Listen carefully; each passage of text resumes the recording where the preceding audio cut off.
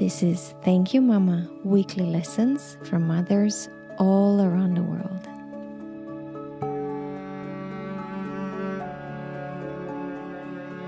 Hi, I'm Anna Teider and this is Thank You Mama. My guest today is Laura Ellen. Hi, Laura. Hi. Hi, welcome. Thank you. Laura is a TV and a movie actress. And she's been actively acting. How do you like that, Laura? Actively acting for past 20 years. And she's known for TV shows such as 911, Suits, American Horror Story, 4400. And Laura, I have to mention Awake because I love that show. I love that show so much. Thank you. And she also appeared, I want to say starred, next to Julia Roberts in Mona Lisa's Smile. And Laura, my mom and I really loved that movie. Did you see that? Your mom saw it? Yeah, we saw it. I think we even saw it together.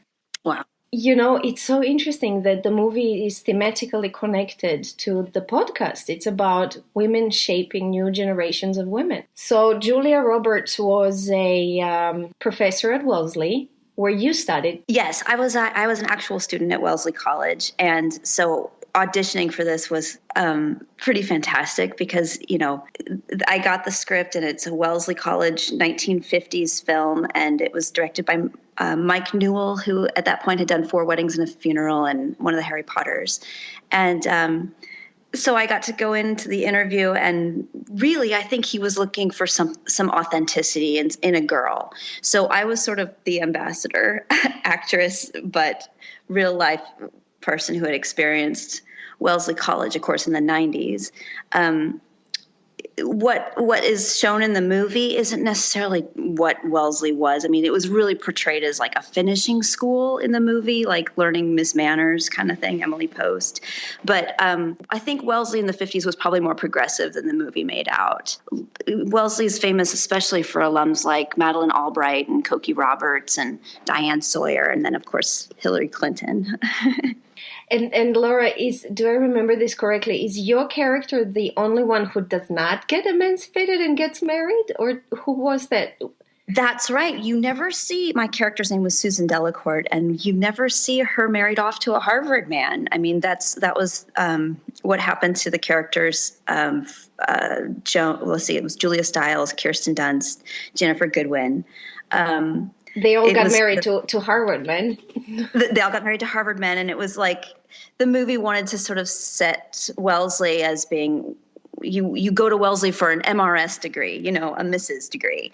But Julia Roberts comes in as though from Berkeley with this West Coast progressive, you know, look on feminism, but she's an art history teacher, and she meanwhile is falling in love as well too. So that's the synopsis of the show. Okay, we all have to see it now. Yes. It was so fun. It's my first movie, and I had a great time. I mean, I learned so much from those girls. Yeah. Laura, tell me about Mama Julie. Yes, my mom is Julie. Her maiden name was Julie Muma, and she grew up mostly in Columbus, Ohio, in the 50s for the most part. She was the daughter, the middle of 3 girls, and the daughter of a minister, a Methodist minister. Her mom was an English teacher, and she also taught drama. They moved around quite a bit when they were little, always to different parts of Ohio for the most part, Chagrin Falls and things. And then they would have summers out on Nantucket. But my mom's just a Midwestern girl with a pretty formal Christian education. She joined a group called Up With People, and this was in the late 60s. This is where she met my dad. And they would tour all over the country to high school gymnasiums and sing these morally uplifting songs. My dad was a songwriter with the group and played guitar, and my mom was in, you know, the 18th row of these giant choruses that would go sing all over and try to inspire young people for Christian behavior, I would say, or Christian values, even though it wasn't specifically connected to any one church. But that's where my mom met my dad, and then she joined the airlines shortly afterwards, Pan Am Airlines. And she was the Pan Am girl. She was a Pan Am girl, where they show you how perfect woman. Yes, to shape your eyebrows and eat yogurt. Yogurt was like a new thing. She was then her base for Pan Am as a flight attendant stewardess was San Francisco. So her route was frequently between San Francisco, Honolulu, Guam, all the way to Vietnam. And this was during the Vietnam War. So she would fly soldiers over on their or loved ones for their R&R. And she got to see my dad that way too, because he was serving over in Vietnam. What was he doing in Vietnam? He was part of the army, and but his post was a bit more, I think, administrative. And at the time, I think he was planning to go for law school when he finished, which he did eventually do, but through a correspondence course. So they had a short engagement and were married. Next year will be 50 years. Oh, wow. Yeah. And you told me that Pan Am kicked them out once they got married. Well, it was typical of the airlines. I don't know how much people know about this back in the 60s and 70s, that stewardesses were meant to be a certain set of dimensions, a height and age and weight. And it was seen as a very prestigious position, and it's similar to being like a top model nowadays. They would often, they really looked for women who could speak with dignitaries, and the people who flew these planes at that time were mostly businessmen. So the expectation was that once you got married, you quit the airlines. So the airlines were really seen as sort of a bachelorette position. I don't know. It's funny. And then Mama Julie got married and had you three girls. That's right. That's right. Devoted herself completely to you, to the girls in the household. Yes, she had gotten a college degree, and her work experience was in the airlines. But as soon as she married my dad, within about less than a year, 2 years maybe, she had my older sister, and then me, and then Lindsay, my youngest, and the three of us were her whole life, while my dad pursued first a political career and then went into business. And they started upgrading, building homes, moving homes, and they took quite a ride over the next, all through our childhood. They changed homes up to 20 times, I think now. And for various reasons, job changes, financial reasons, and just, standard just upgrading. But they made some financial mistakes. And my mom was really quite remarkable, I think, in her flexibility of changing homes, changing towns, and going where she felt like best choice for my dad's career, his ambition. And it's funny to think about now, because I often think about her parents and the example they set for her. And it's coming from a very Christian family. I think she saw her dad's changes as sort of God's will. So her mom and her family followed what God's will was for them, to change churches or change locations. And then her generation, and for herself, I think she really saw it as she would follow my dad's. My dad was sort of the North Star of all their choices. And it's interesting to see, because even now that she's raised three daughters, the three of us really, you don't follow your husband like she did in her generation, and you don't necessarily follow God, although maybe some people do. But her daughters don't abide by that. It's like we go where our own careers lead us. So it's just an interesting generational change that's kind of progressed over, that I've seen from my grandmother to my mother to myself. Do you think it's generational, or was it watching her do it that way that you guys were like, I will do it differently, I will question? And I think the gift that my parents gave the three girls was really some top-notch education, which enabled us to choose professions that we might not otherwise have gotten. And so in giving us that gift, it was as though you make the choices for yourself. You be your own North Star. You're in control of your own fate to an extent, and so it was a little bit more like do as I say, not as I do. I mean, my mother's choices, she stood firmly behind, and she didn't really doubt my dad. And yet she's shown a light for us in a way, in a direction that where we would take control of our own fates. Yeah. And Laura, we talked about what it meant for you girls that she did not work and have a career, how she suffered from empty nest syndrome, and how hard it was for you girls to leave home. Yes. How did she recover? She's been through so many things over the years. So I think raising 3 girls was such a joy for her. And when we were little, she just loved it. It was her calling was so clear. And she took some jobs when we were sort of in early elementary, middle school, reception jobs, she worked for a dating service for a little while. She worked in antiques. She loves antiques. And I think once we were independent of her and got ourselves to colleges and out the door, she was a bit lost, and it wasn't clear what she really wanted to do. She wanted to help my dad out financially for sure, but she didn't have a degree that pointed in any certain direction, and she didn't have a huge resume because she'd taken so much time to raise 3 girls. So I think she, in her 50s, kind of had an identity crisis a little bit. I mean, that's how I see it now.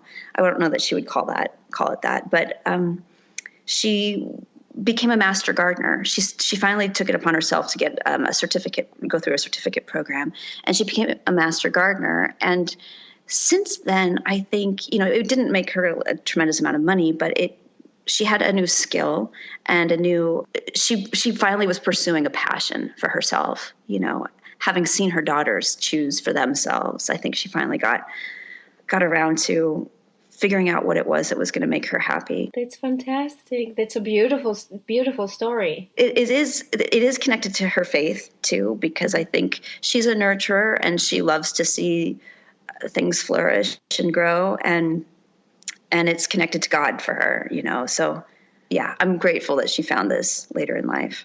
Isn't it beautiful to learn over and over again how finding and living your passion, how important that is? Yes. In so many different ways in our lives. And it doesn't matter how big it is. It can be just your garden, or it can be you starring next to Julia Roberts. It doesn't matter how big it is. I know. You just need to find it and follow it. And we talked about this a little bit before, but it was a relief, I think, for my sisters and me to see her flourish finally in a way that her identity wasn't so tied to being simply a mother. Her church is obviously still so important to her too, but I think we all needed for her to find joy and fulfillment outside of the home. We had all, as we were pursuing our own dreams as well. Because without that, you feel a little bit guilty or responsible, or when you're with somebody that they're needy of you, and so it was liberating to see her find a passion in her 60s. And all of you girls, we talked about this, looking at her suffer from you guys leaving home. All of you girls have your careers and work. Yeah, I mean, I think it was a great lesson for me in becoming a mother for myself too, is that I want my boys to see mom do what she loves and see that work can be a source of total joy and self-actualization, and I want them to choose things for themselves that are going to bring that, because otherwise you're working a job for umpteen hours of your life, and if it's not connected to a passion, then it's just for money, or something that doesn't feel fulfilling, I guess. We are the lucky ones who found what fulfills us. Many people unfortunately suffer from not finding that. I know, and it'll evolve. I mean, it does continue to take new shape, I think, but if you can make a living doing what you love, obviously you're just gonna have a happier time, happier go of it. Laura, as one of the main lessons you mentioned, I put it as we grow continuously. I think one of my favorite recent observations about my own mom is that she's unafraid of the world changing around her and the shift towards, listening to the youth and science that's coming up and everything that's the way that we're understanding the world through new research or technology. She celebrates it, and it's something that's I think unique for both my mom and my dad. But they let go of old ways of thought fairly easily, and they really empower young people, young politicians, young scientists, doctors with faith in their new knowledge.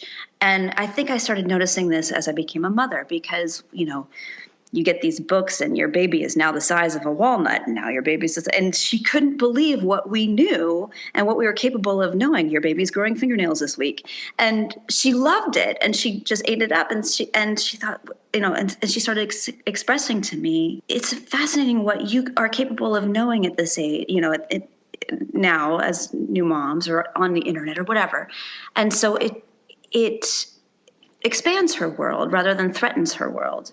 So I love that about her. She's also really not afraid of age. I think we started talking about this. She's not afraid growing older. She loves the fact she's entered her 70s. She says things like, I can't wait. Why do you think that is? I haven't really explored this, but I think it might be that she was less comfortable with herself in her 20s and 30s. And like I said, in finding a passion in her 60s, and now she's dancing Zumba. She does it. She can take 5 classes a week sometimes. That's amazing. It is amazing. Amazing. She joins you to your dance classes when she comes to Los Angeles. Yes.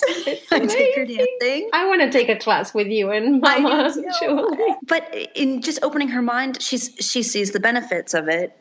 So it's an appreciation, a respect, and a fascination with just youth, but not in an envy way, not in a way that's like at all mean-spirited or jealous. She's really encouraging of our generation and what's coming next for all of us. And I love that. It's a surrendering of her own generation's ways. Yes, we were talking about my own perception of my own aging and being female and what it's like to get into my 40s in my career as an actress and things. And I often complain to my mom about jobs and opportunities and how they start to diminish or something. And I say, yeah, but Mom, I'm a 45-year-old actress. And she'll say, but Laura, you're just 45. That's so young. And it's her perspective on age that is so valuable to me because she sees older women as really something they have something to contribute, and so it's not a Hollywood perspective. It's having gone through what, she says, I loved my 40s. I can't wait for my 70s. I can't wait.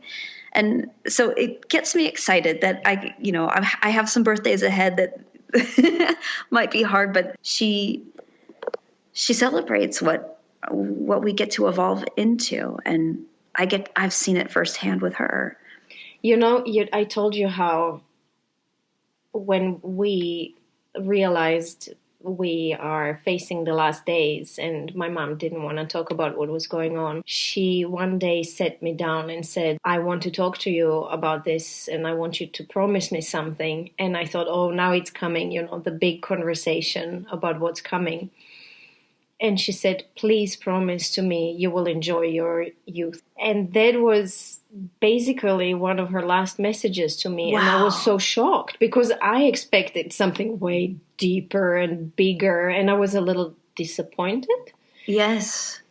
And shocked because I was 42? And 42.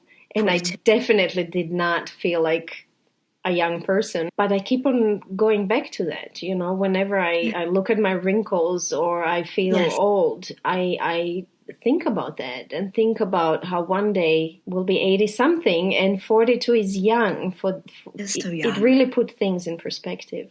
Your health, your vibrancy, your energy, the things you get to do still with your children, with Kai, and yes. Do you think your mama's healthy relationship with her age is helping you deal with your age? You're always my to-go person whenever I'm like, to Botox or not to Botox. I know. I'm always like, Laura, what do you do? And when you are like, no, I am never doing stuff like this, that helps me say no as well?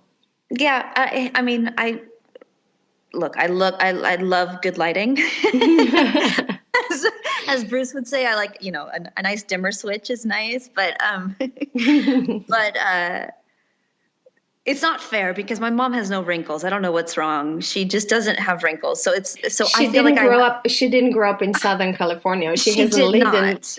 in smog and sunshine for 20 something years.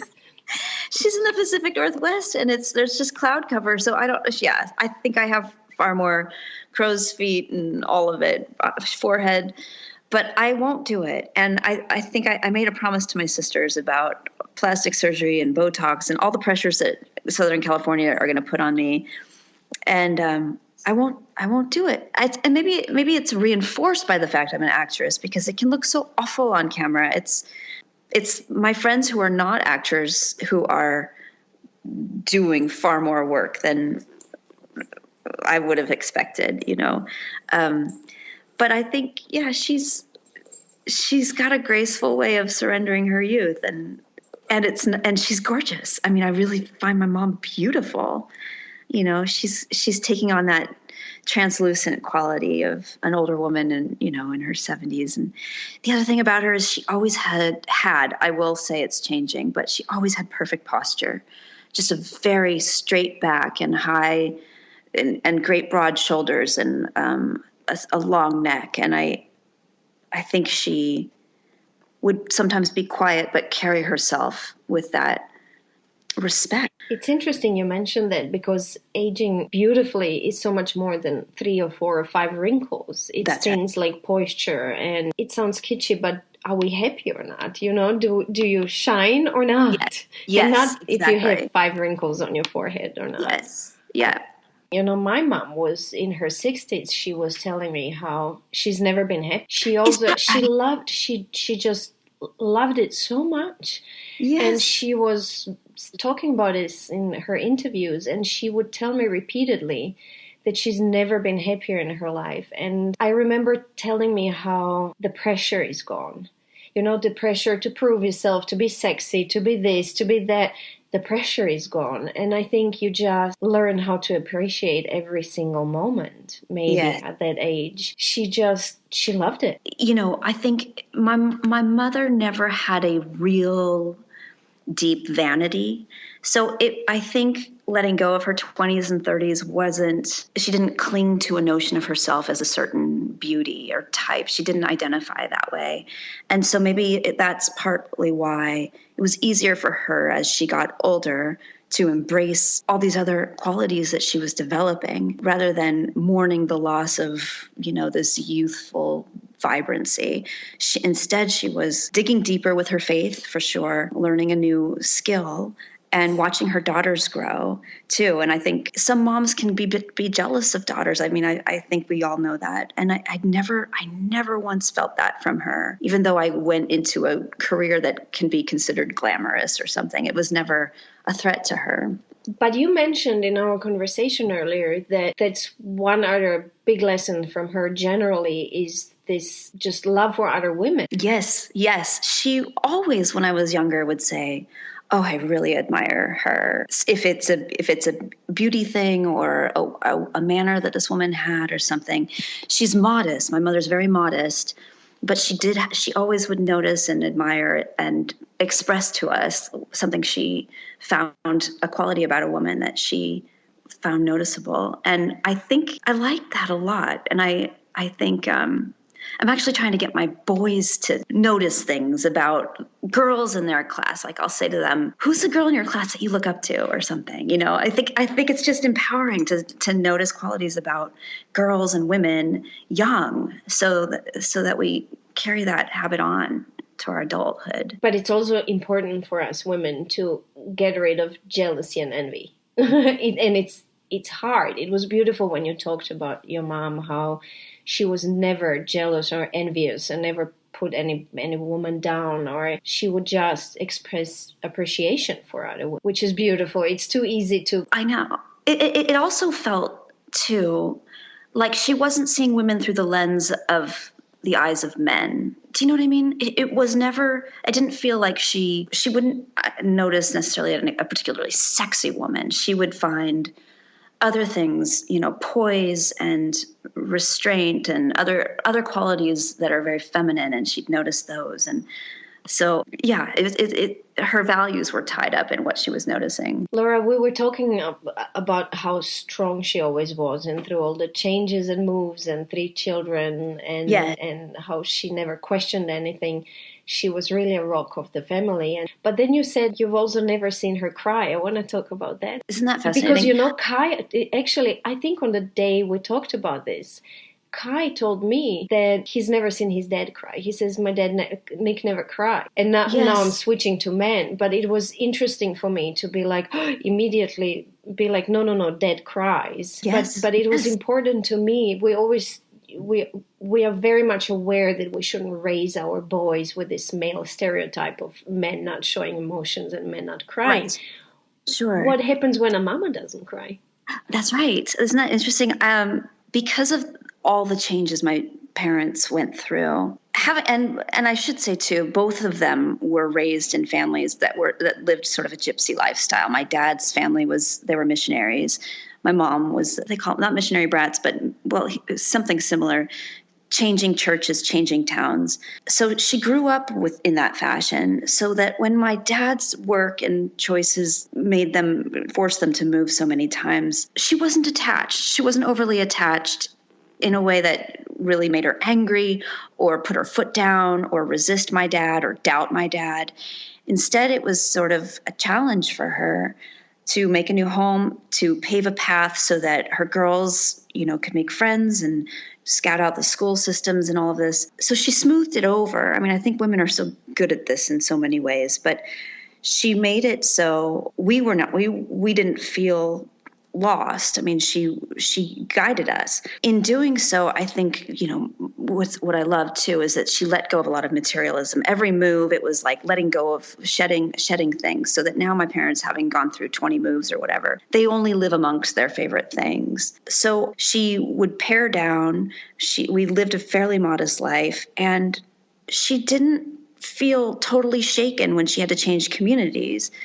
And I think it's partly her faith. She would believe that what these things were meant to be, and my dad's jobs were divinely chosen or whatever. But when it came to emotion, and I'm an extremely emotional person, I'm the middle child, and she's also the middle child. And, I am known to cry all the time.